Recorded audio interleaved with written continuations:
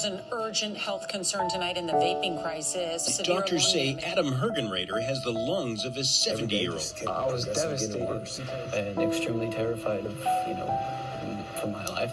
Hospitalized for a teenager who underwent a double lung transplant after vaping is now telling his story as a warning to others. Oh, I couldn't go longer than 10-15 minutes without hitting it. Herman never expected that what she thought was a...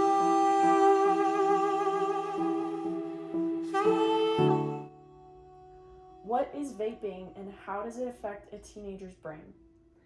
Okay, so vaping is basically a alternative version for smokers who are trying to get off smoking cigarettes. Industry, I guess, advertises that it is safer for you to smoke e-cigarettes instead of just normal cigarettes. It is founded by multiple studies conducted by the NIH and the CDC that the nicotine levels in vaping products are about 50 times higher than it is compared to just normal cigarettes. The industry has been spreading a lot of misinformation to the young adult population, including high schoolers, maybe some middle schoolers, and obviously college students and middle-aged adults. Due to that misinformation, there has been an increased demand among the young adolescent population.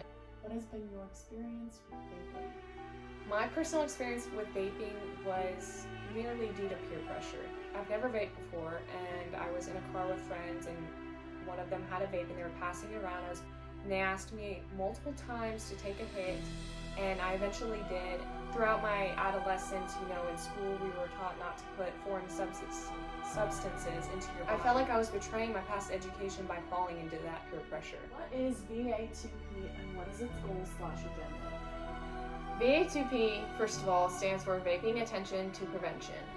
And our goal, mission really, is to inform the, high school population about the severe consequences and effects that vaping has on individuals.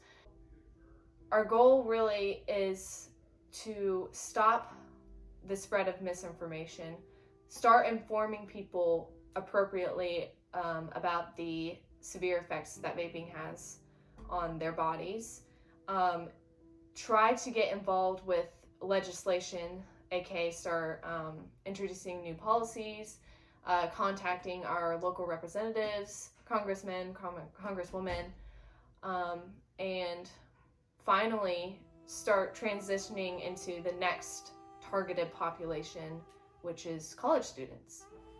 What is your proposed solution to rectifying the vape situation in adolescents and young adults?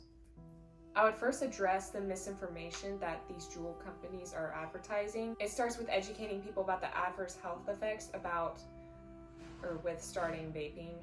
Next, I would move on to legislation, going to your local congressman, congresswoman about regulating jewel companies and other e-cigarette companies, about them targeting younger populations and really trying to prevent people from receiving their products that are underage.